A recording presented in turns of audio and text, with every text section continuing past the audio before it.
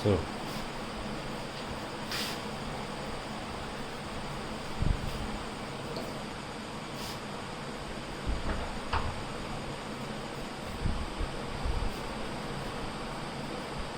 my dear student,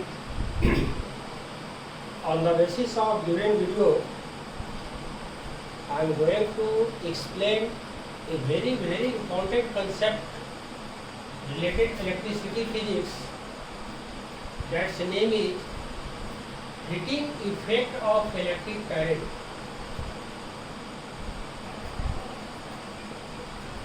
है कि किसी भी वायर से जब इलेक्ट्रिक करंट का फ्लो होता है तो वैसी स्थिति में इलेक्ट्रिक एनर्जी का जो कुछ अमाउंट है वह हीट एनर्जी में कन्वर्ट होगा और उस हीट एनर्जी को गेन करने के बाद उस वायर का टेम्परेचर का वैल्यू इंक्रीज करेगा। है कि किसी भी वायर से इलेक्ट्रिक करंट जब फ्लो होगा तो वैसी स्थिति में total amount of heat energy produce, जितना हीट एनर्जी का प्रोडक्शन होगा उस हीट एनर्जी को के वैल्यू को निकालने के लिए क्या फॉर्मूला है, क्या रूट है, थोड़ा सा इसको हम लोग देखेंगे इस वीडियो में। तो suppose we have given a electric circuit. यहाँ पर ध्यान दीजिएगा, यहाँ पर ए बी जो है एक ऐसा पीस ऑफ वायर है जिसके पास कुछ रेजिस्टेंस है। ए बी किसी बल्ब का फिलामेंट हो सकता है, किसी हीटर का फिलामेंट हो सकता है। कनेक्ट मतलब है in given circuit a b is a such type of piece of wire which has resistance capital R. अब है इस वायर के बोथ इन पॉइंट के बीच एक बैटरी है। Total number of cell present in battery 3। जब स्विच को on किया जाएगा तब बैटरी ने पॉइंट ए का जो इलेक्ट्रिक पोटेंशियल क्रिएट किया उसके वैल्यू को हम लोग VA माने हैं, और पॉइंट बी का जो इलेक्ट्रिक पोटेंशियल क्रिएट किया उसकी वैल्यू को दी। Here VA represent value of electric potential at point A।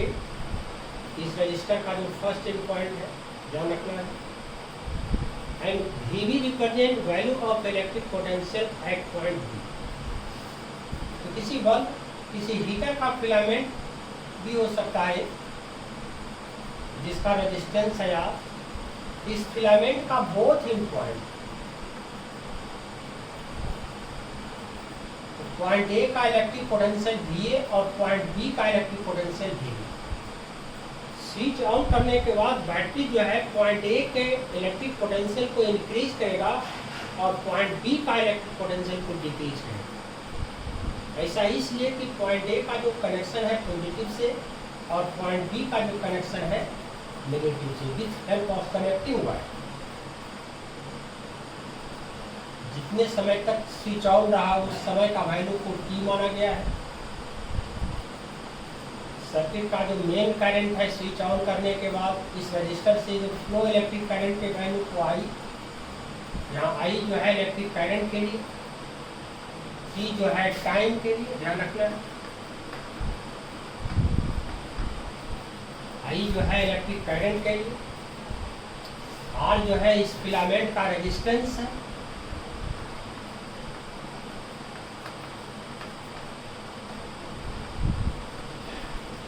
Q जो है चार्ज है। इतने टाइम में जितना कूलम चार्ज फ्लो हुआ, फ्लो ऑफ चार्ज को ही इलेक्ट्रिक करंट कहा जाता है। ध्यान रखना है। इस सर्किट को थोड़ा समझिए। इस सर्किट में I जो है इस सर्किट से मेन करंट जितना करंट का फ्लो हुआ स्विच ऑन करने के बाद, सेल या बैटरी ने पॉइंट ए का जो इलेक्ट्रिक पोटेंशियल प्रोड्यूस किया या पॉइंट बी का जो इलेक्ट्रिक पोटेंशियल प्रोड्यूस किया उसको V और VB से।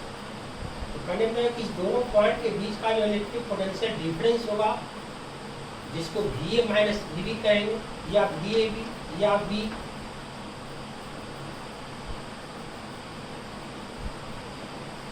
अब देखिए स्विच ऑन करने के बाद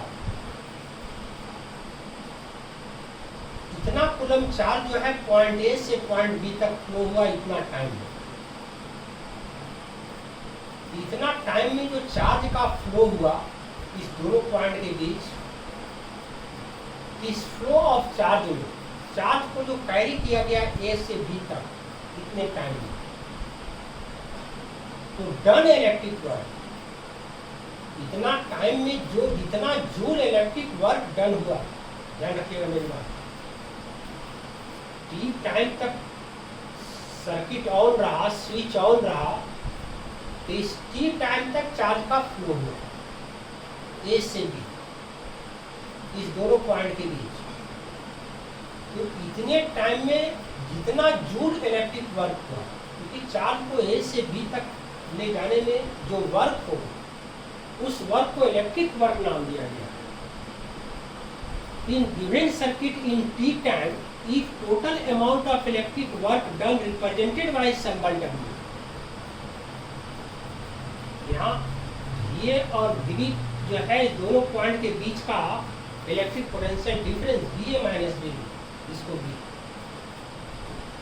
electric potential difference between point A. इतना टाइम में जितना कूलम चार्ज का बहाव हुआ, फ्लो हुआ, उसको Q से।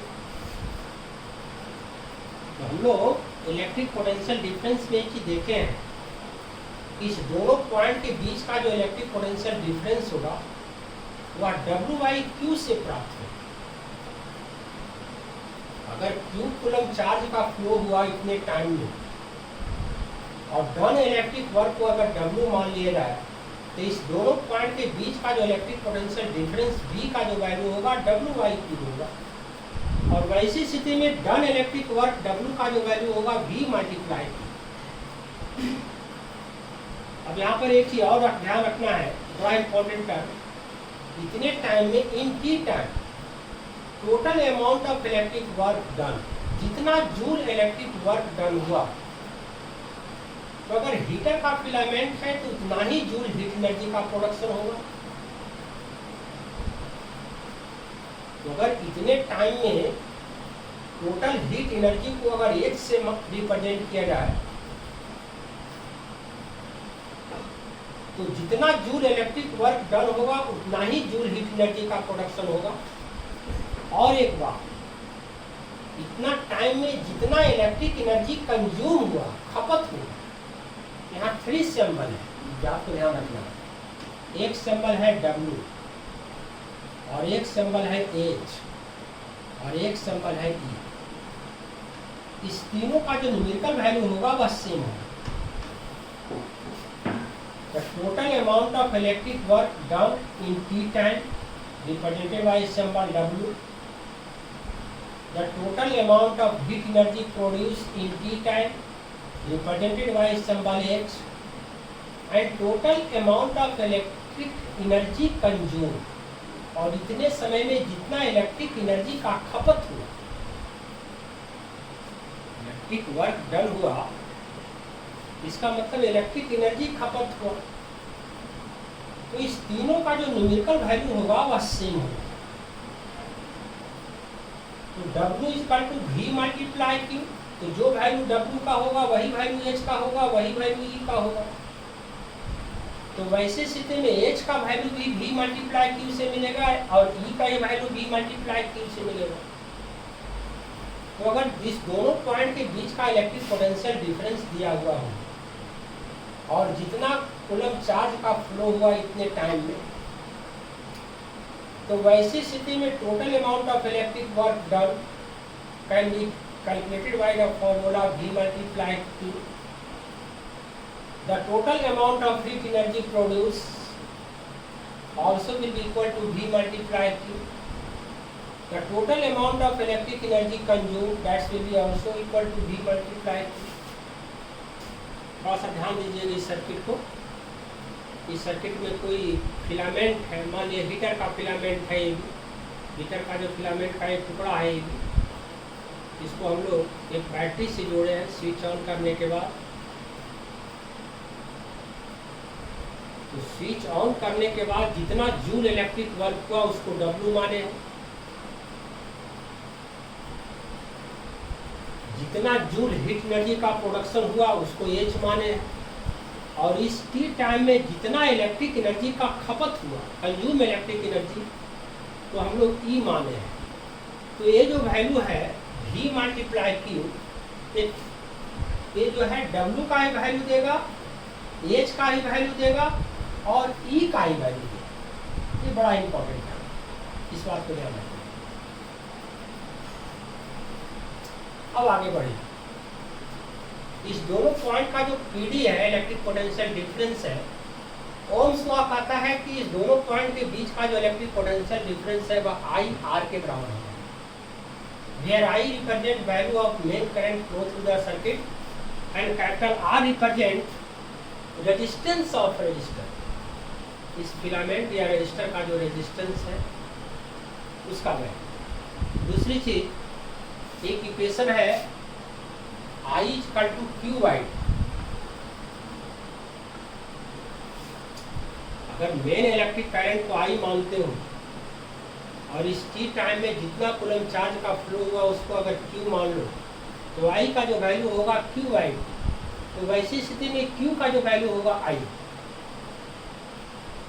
तो इस इक्वेशन में अगर V का वैल्यू यदि IR डाल दें हम लोग और Q का वैल्यू यदि IT डालें,